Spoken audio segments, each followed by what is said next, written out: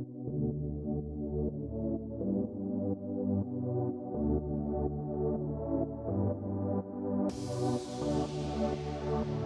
had friends that done it in the past and they claimed that it was one of the most horrible experiences that they had Yeah. because you need to wake up the day before, well, whatever 2 a.m. is, and then start hiking, and you have like this very, very short time that you go up, you're Mm. miserable, it's cold, you see, I don't know, the sunrise or sunset, and then you quickly start to head down because Yeah. there is a line behind you. Right. It That was far more. It's far more majestic than that. So my description okay. would be: so you're at base camp. You take a Mhm. nap. You wake up. They wake you up at 10 or 11 p.m. You eat some more terrible porridge and food that you're sick of at this point. You put on everything, everything. I mean everything, and then you look up and you see. It's dark. It's now close to midnight, and what you see is everybody's headlamp very densely together on a dotted line, and then you see the dots space out, and then you see them disappear up into nothing, right into the sky. So it's this beautiful image in front of you. Meanwhile, it's torrential snow and wind. So what you're basically doing is following the heels of the person in front of you, taking slow steps, stopping where you want. You pause.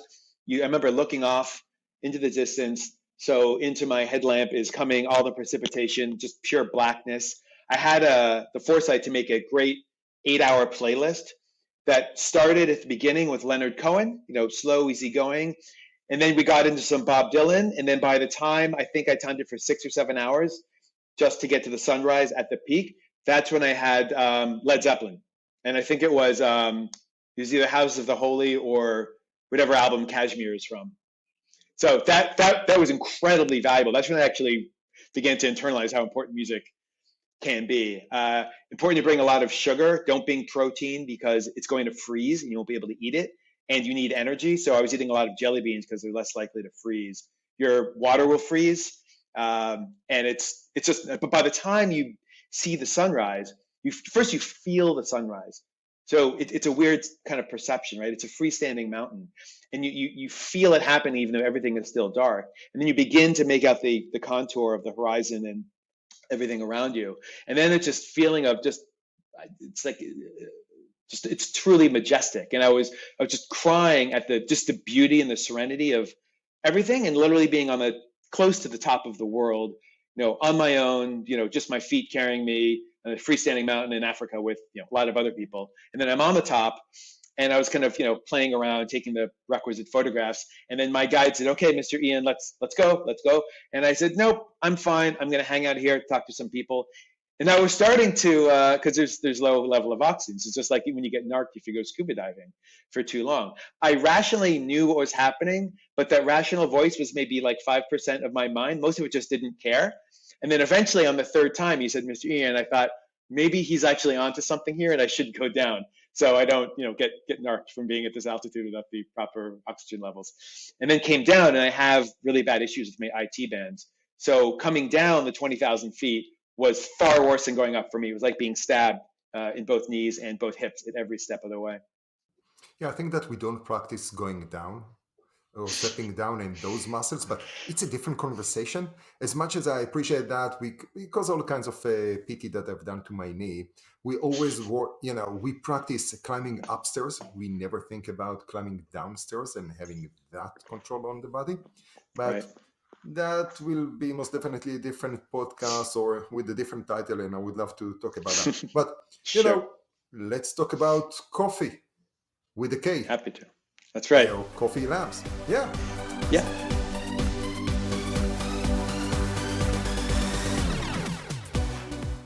Right. So Koffie Labs, we are a commercial auto MGA focused on trucking and transportation, 1 to 100 power units. So it's everybody from a owner operator up to a small fleet that represents 50+% of all the trucks on the road, Mm-hmm. 95% of all motor carriers out there. There are very few Schneider transports of the world. These are, literally the 1%. What we're doing, or why we're doing it, is for those of you who don't really know, commercial automotive in general, trucking in particular, has really been in a tough spot over the past decade. We've seen annual rate increases averaging 10% each year for the past decade. So that's roughly 40 quarters of nonstop rate for everybody. It doesn't matter if you've got kind of a good record or a bad record.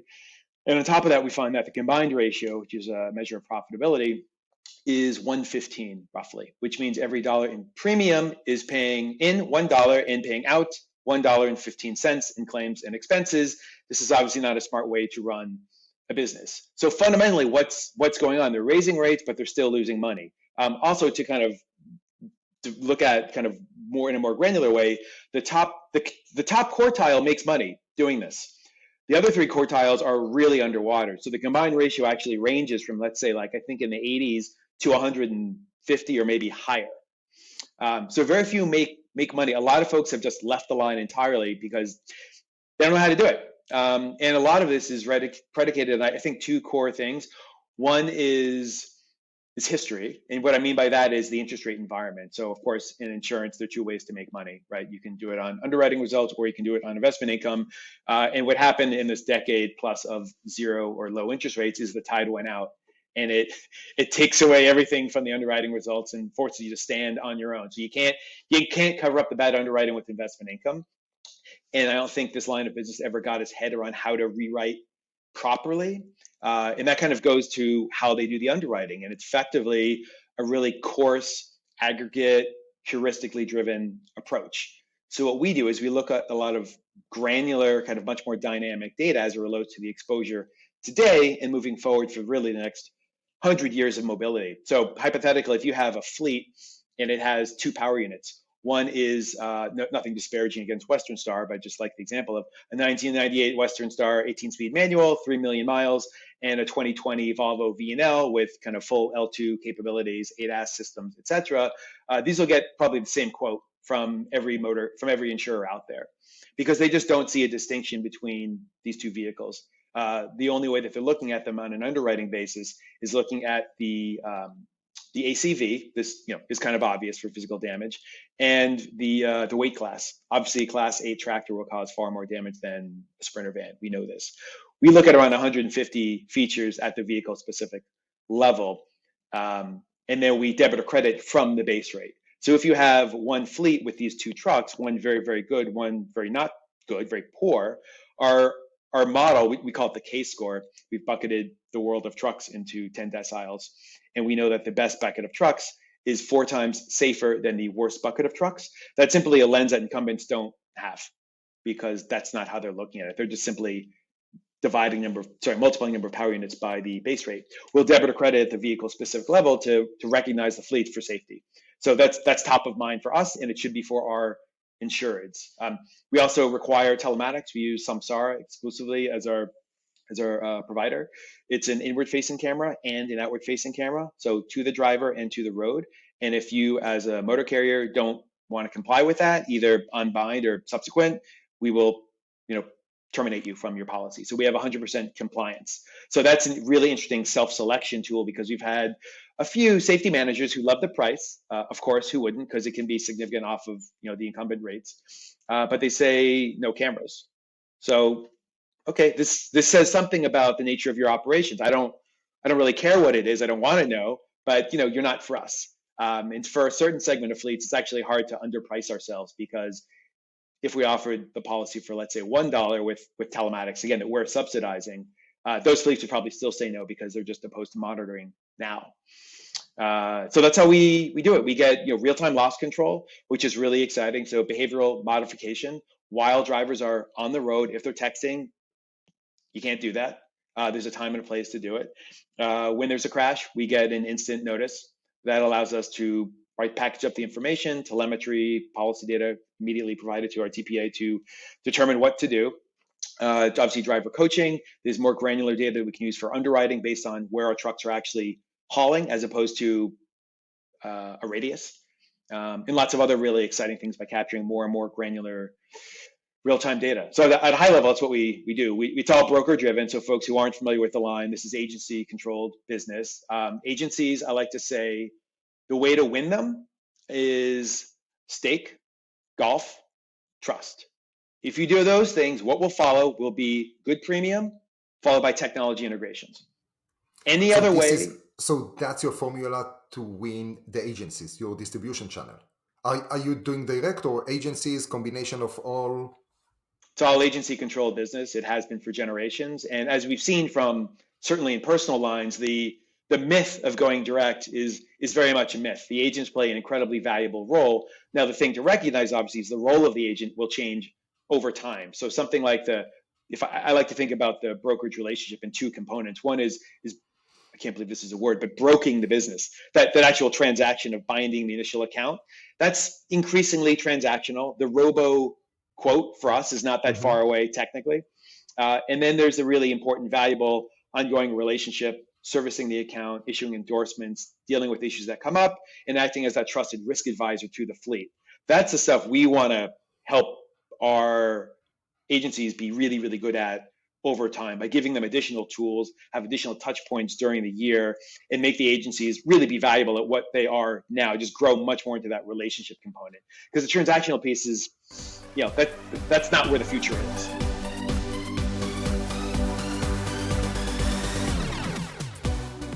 Mhm.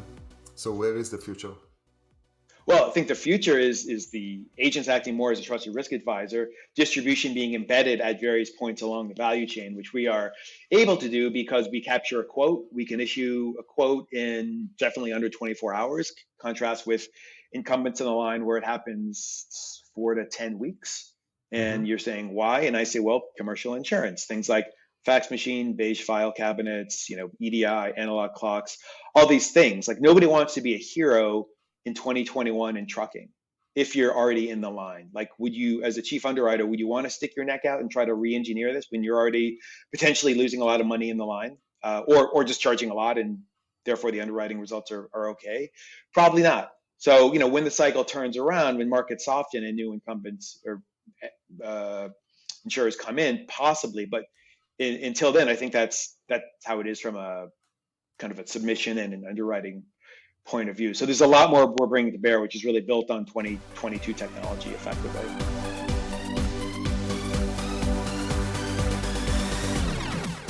Are you acting as an MGA or MGU? We're an MGU, so we have the pen, we have full distribution, we've got our broad box, and that's what we're excited to write in. Who's backing you up? We have Sutton National, so it's A-rated paper, admitted carrier, relatively new, but certainly a Mhm. management team that's experienced, been around for a while. They're finishing their state rollout, but we're obviously matching our states, in Yeah, that's lockstep fantastic. with them. Yeah, yeah. So no, that's great because that's usually the follow-up question. It's like, okay, great. So where are you? So Right. apparently you're going to be national soon enough. Yeah, over time, we're in 2 states now, Illinois, Tennessee. That's exciting. We've got a couple more states coming this year. We've got a bunch more in early 2022, along with some new products as well. In trucking, you have to offer, depending on the size of the motor carrier, maybe between 4 and 10 uh, insurance products to satisfy the requirements, state and federal. We'll be offering these two other ones very, very soon. So we will be able to be a one-stop shop, which means we won't be waiting for agents to come back with other quotes, which just give us a lot more, even more efficiency than we have now in being able to bind quotes possibly far in advance of the effective dates. Just getting way out in front of this. Generally, what we've seen from incumbents is they're quoting 60, 90, 120 days in advance of renewal, and sometimes they can't get them in on time. Yeah. Yeah, so well, it's in within the commercial, so people are already. It's like, yeah, it's the end of the year. We need to renew everything, so let's renew fleet as well. And is there a difference between a regular fleet to use trucks jargon? I have no idea about trucks, and I imagine that most of the listeners or viewers don't know about trucks. Just explain the different jargon that relates to those trucks, right? Yeah. So we have passenger vehicles, always known as PPV, personal passenger vehicles, are light duty. You get to a pickup truck, you might start getting into medium duty class two trucks. I think there's 3A, and then you basically increase as you get your gross vehicle weight. We're exclusively dealing with the class 8 trucks now. These are the big semis that you've seen. We'll do some of the other lower classes, 765 over time, but initially we're focused on the big trucks. They're doing a lot of kind of over the road or OTR, long distance and intermediate. distance primarily, because these are the folks that have to comply with federal regulations for recording your hours of service, HOS compliance. And it's supported now through an ELD, an electronic logging device, which is simply an electronic version of recording, am I driving? Where am I driving? Am I taking a break? Is it a bathroom break, a sleep break, etc.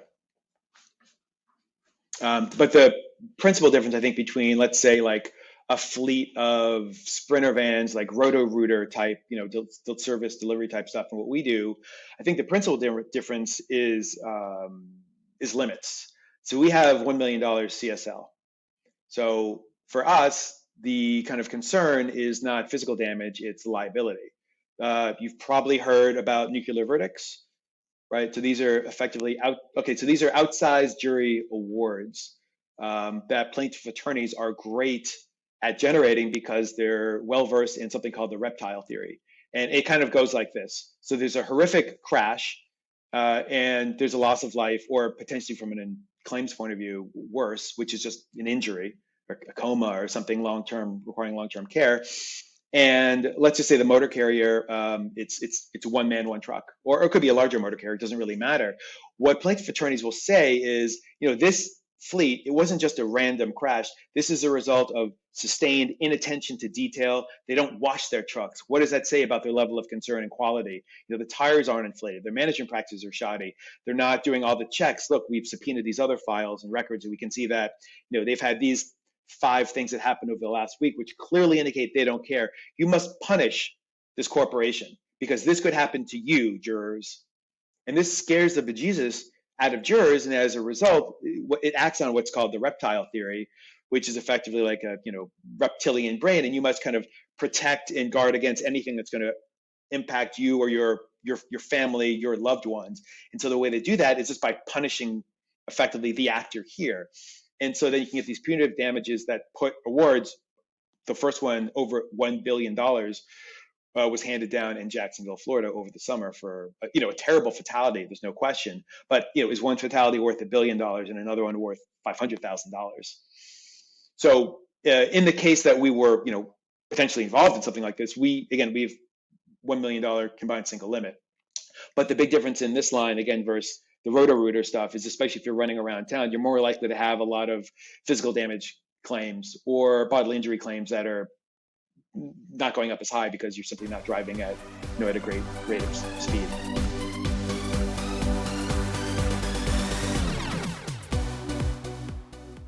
So I had the pleasure to meet you at ITC. We tried to, to schedule the meeting at the end of the day. I came with Katie from AM Best, and we sort of gang up on you and your amazing team there. Gang up. Yeah, it's like me and then it's like with notes. It's like, hey, how are we doing? Finally, we are meeting. You raised funds recently. What's the plan? And I know you already mentioned a little bit about your plans for 2022. Yeah, well, we raised funds. The last time we raised was actually July 2020. So that was our second round of kind of a seed extension led by Lair Hippo with participation of Anthemis. And for anything else, I'll just be silent on that for the moment. No problem. Hey, when you have an announcement, let me know. We'll do something about it. So anything else for your plans for 2022, not fundraising? In terms of we will be we'll be adding more states, we'll be adding more products, we'll be adding more distribution partners, and more partners. Everybody along we like to call it if you look at the ecosystem, I like to think about it as from the factory line to the scrapyard. There are any number of technical or human interfaces into the vehicle. So think OEM, dealer network, tier 1 aftermarket safety manufacturer, diagnostic provider, kind of FMC or party managing trucks. And these represent really interesting channels of distribution for us, as well as places to capture more granular underwriting data. So we're doing a lot of work behind the scenes to kind of shore that stuff up. And what we love about this approach is it's very complementary. It's kind of hand in glove. I'm not interested in becoming a tier 1. The tier 1 is not interested in becoming an insurance company. But there's a lot we can do together to basically speak to the efficacy of a given technology or source of data or process that can translate to more accurately priced risk. And so that's a lot you'll be hearing from us in 22 about. And that's very interesting because I've been talking to a few telematics car insurance, most mainly on the private side. Mm. And please do not provide your secret sauce. But what will be the main data points that you're looking at? I know you Yeah. mentioned a little bit in terms of the class and that stuff, but Hmm. we've seen that there are those that are looking at the type of road, when you drive, how you brake, all kinds of those different data points. With that, what are you looking at? Yeah, well, to start at so we're obviously looking at the drivers a number of ways. We're looking at the operation, the trucking company itself, kind of financial stability, type of operation they run, what kind of equipment they have, are they local, are they over the road, what kind of goods they're hauling. When it comes to the vehicles, we're looking at around 150 features. So Wow. we'll start with, well, let's look at the history of inspections, crashes, violations, ownership. So was it originally owned in the Northeast doing local, then sold to somebody in the Southwest doing intermediate? We'll look at mechanical features on the vehicle, a day cab, sleeper cab, transmission type, axle configuration. And then there's an emerging set of technology considerations that really matter. So let's collectively call these, ADAS or self-driving foundational building blocks. And it's not just, do you have ADAS? That's not really something you can measure, but we'll look at, what components are there, what ECUs support them, what is the hardware, the software build, is it patched, is it active? So that's all at So, the vehicle level. But then to answer your yeah, so that's like almost 200 different data points on the vehicle, the company, and before you're dealing with routes and actually the driver, because most of the that's right. personal lines, they are just focusing, they're trying now to focus on the driver and the driver behavior. So they will exclude all the credit card, credit history, and other things that relates to zip code. Right. So it gets a lot more complicated because you have obviously, a business and it's hauling goods. It has these other variables. If there's driver, there's the type of goods, there's history of the company. So the telematics, in addition to, everything else I mentioned, it gives us, I mentioned the real-time loss control, which is a total game changer. It takes, typically 1 to 2 weeks to open a case file, open a claim through kind of traditional purposes. The last thing you want to do is find out that the injured party is contacting you a week later, because if they've done that, they're probably frustrated that for their potentially simple fender bender, nobody's gotten in touch with them. They talk to a family friend who says, go see this attorney, who then maybe says, do you have soft tissue damage? Talk to a doctor. Now, potentially that fender bender has just turned into a $20,000 claim simply because nobody jumped, right? Yeah, So we want to get, leakage. yeah. So there's that. But in terms of other data, we think about, so all kinds of, harsh events. There's harsh braking. There's kind of sudden lane change. There's obviously speeding, distracted driving. So the cameras, inward and outward facing, allows to use various kind of AI components to understand like what's going on in the cab. And obviously nobody's sitting there watching these things 8 hours a day, but for the purposes of loss control and other things, we can look at video segments to see, if there was a harsh event, what happened. Do we need to be concerned in real time?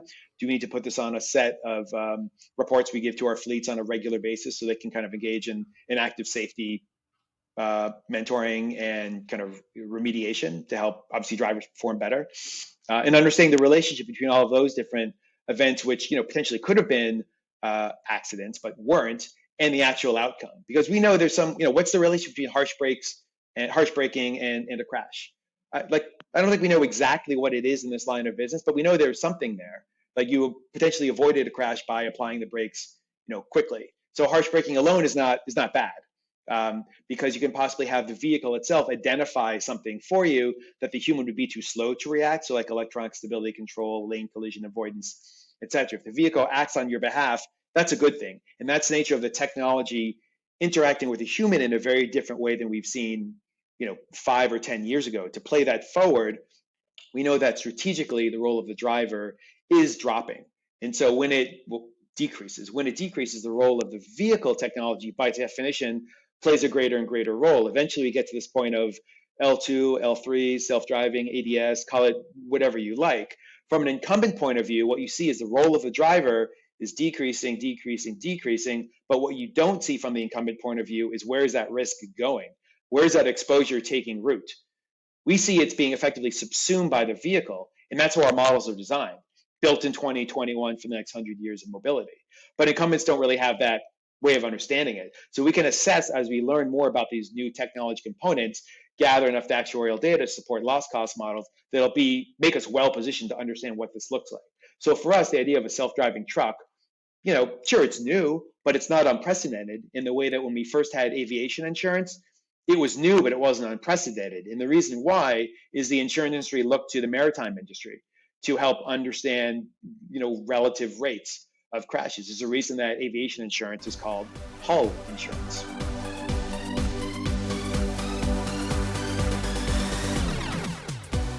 By the way, who is like the more advanced OEM? I thought that in tracking it's Volvo.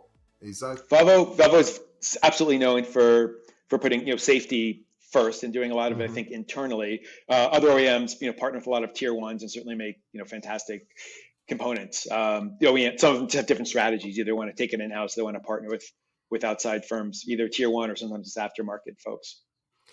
And the reason I'm asking is because I had a few conversations recently regarding personal lines, car insurance, and on a telematics and one of the companies that offers that.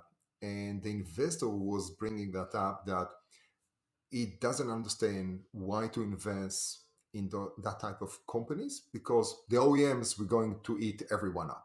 And they usually bring the Tesla as an example. And it seems to me that that's not the case. On the contrary, Tesla is not going to be an insurance company. They want to claim it, but it's not that. How does it work? Volvo or any other, we don't really need to name names. How does it work, the partnership? And is there a risk from the OEMs to become an insurance company? Because I think about them as that's not in their DNA. Right. Well, we saw this, I think it was in the 80s with GMCO, and General Motors kind of got into hot water with this. Like, you don't want to put your balance sheet against this. So what Tesla is doing, I think, is looking at what happened in I think it was the 80s. And then how do we do this differently? So, it's an MGA. So Tesla's taking underwriting risk. It helps them move more product. It doesn't necessarily mean that everybody's going to insure with Tesla, but Tesla has the data that can make it most accurate. I think other incumbents, like for instance, GM is doing this now with OnStar. But they are very limited. Tesla is limited to only Tesla. And that's right. GM No, absolutely. Going to be limited to GM cars, right? That's right. And so you're a family and you own two cars. You own a Tesla and you own a Volvo. What's Tesla going to do with your Volvo? They don't insure it. So now there's more work for the consumer. Now, what's interesting of Tesla with their solar panels and other stuff, if they get into home insurance, that's interesting. But no, it's a very fair point. At the OEM level with trucking, it's a similar thing. If an OEM wants to offer trucking insurance, they might be offering physical damage, which is relatively easy to assess, right? You're just looking at the assessed cash value and offering it. That's not that challenging. Where it is very challenging is obviously the liability insurance, which has to do a lot more with a lot of the factors that we look at. And if you're a small operator, you own 3 trucks, you're going to turn one in and get something new. You go to your favorite dealership because you don't have a national rep, and you want to buy, let's say, a different brand, a different OEM. That OEM will sell you insurance for that truck, but what about the existing policy you have? So some of this is just not entirely practical when people talk about embedded insurance at the point of sale. There's certainly ways around this, and we've got some smart ones that we're working on. But for sure, the really exciting thing is to help the OEM understand that people like us that recognize the value of safety in terms of premium, we can help an OEM, a dealer network, et cetera, move a higher value piece of equipment, because we know when the purchase price goes up for some of this equipment, the overall total cost of ownership, inclusive of insurance, goes down. Now, the concept of total cost of insurance in trucking is a pretty squishy one. It tends to look at things like, fuel, labor, maintenance. Yeah. I'm listening for insurance and I don't hear it. And the reason is that it varies so widely. You can't really account for it. Smaller fleets pay on average 3 times more per mile traveled on insurance than larger fleets. So if we know what this TCO represents in the payback time based on our kind of premium discounts, it's oftentimes 0 to 2 years. So the OEM is more than happy to sell this higher margin piece of equipment. The buyer is excited as well because he's getting a a fancier new truck, and the payback time is 0 to 2 years. After that, you're in the black for it, which is heretofore something that many parties along the kind of the automotive supply chain have talked about. And I kind of jokingly say, I've heard about telematics provider X saying use our equipment and save up to 30% on insurance. And I say, look, I'm holding both my hands here. You can see them. Who's twisting one of them to force me to give you a discount? Because that's not happening. So what we need to do to be able to do that at this hypothetical dealer network is to prove the efficacy of those safety technologies. So for us, we get to actuarial R&D, which is very much a forward-looking activity, which takes a lot of loss cost data. We need vehicle miles traveled to understand how does this new version of a truck or fleet or component perform relative to a baseline. We prove that actuarial data, and then either in scheduled or filed rates, we can price accordingly. Now, a lot of folks that we've talked with, they said like, oh, that's hard. It's like, sure, this is our risk. Do you understand? This is not just a spurious claim we're making, but we'd love to work with you to prove this stuff out, because if we get to do it, then it means you potentially, OEM, component provider, could make a clear argument that use coffee and then save on insurance, potentially. All kinds of asterisks and caveats because we're in a regulated industry and I'm saying this is all hypothetical. So yeah, Yeah. sorry. Go ahead. Go ahead. No, so the point here is for us, the path forward is very clear. We want to incentivize and align for good decisions. And safety is the through line that accomplishes all that.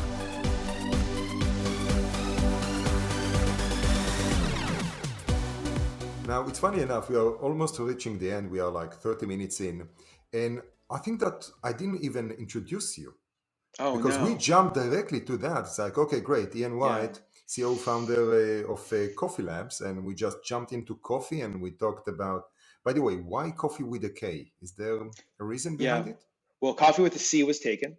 Okay, makes sense. So if it were coffee with a C, would you have a hunch as to why coffee? No. Okay, I think Holding you would, but coffee I'll cheat. I'll help you because along. you need to live on Mountain Dew and coffee in order to drive a truck. No, it's a modern insurance origins. John Lloyd, 1674, Gotcha. London coffee houses.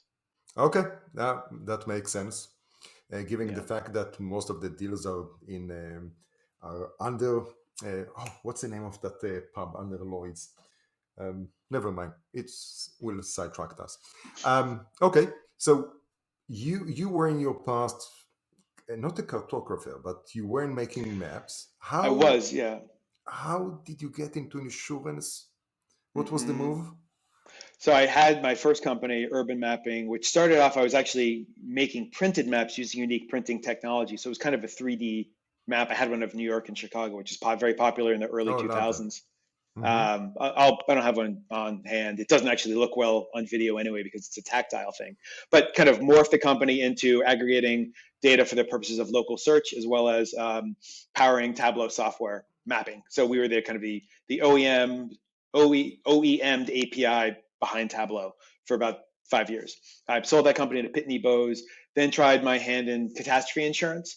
And what was interesting to me is I was living in San Francisco, and earthquake insurance, the take rate was, I think, up to around 30% after the big quake in 1989. The take rate is now down to, I think, 2 or 3%. If you look at earthquake pricing, the principal reason for economic loss is soil type, right? That's where the correlation is. Obviously, sand is very different than bedrock.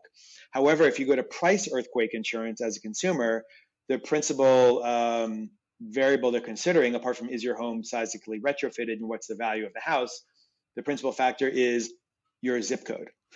So it makes you wonder what's the correlation between zip code and soil type. And the answer is absolutely none, right? Soil types vary wildly. They're underground rivers. There's all kinds of things that are unknown to us in geology if you're just looking at the ground before you. So the idea is to use a MEMS accelerometer, a small piece of hardware, to tease out the soil type. And the method to do this is well understood in the geological literature, ambient vibrations, buses going by, etc. And then once we capture that risk and we actually understand what it is by knowing the soil type, we could then potentially resegment and then reprice. But this is when I became aware of reinsurance and the resiliency of this line, which is actually not so resilient. So if you think about New Zealand, Chile, Japan, you have much higher frequency of earthquakes. You have much more resilience in terms of the structures themselves and the pricing being much more dynamic. So I left that, but thought I really loved the idea of capturing data from a place that you wouldn't expect, as opposed to looking at USGS soil maps or something, which aren't consistent anyway. So then I worked for for about a year and a half at a company that sold to hedge funds. Mm-hmm. And I was a guy going out to SDKs and app publishers that were collecting location data. We would ingest it. We would build these massively probabilistic models, and we would then make stock picks, right? So we would look and see, like, here's the foot count, the foot traffic into Best Buy day on day over a quarter. We have these models that would look at earnings.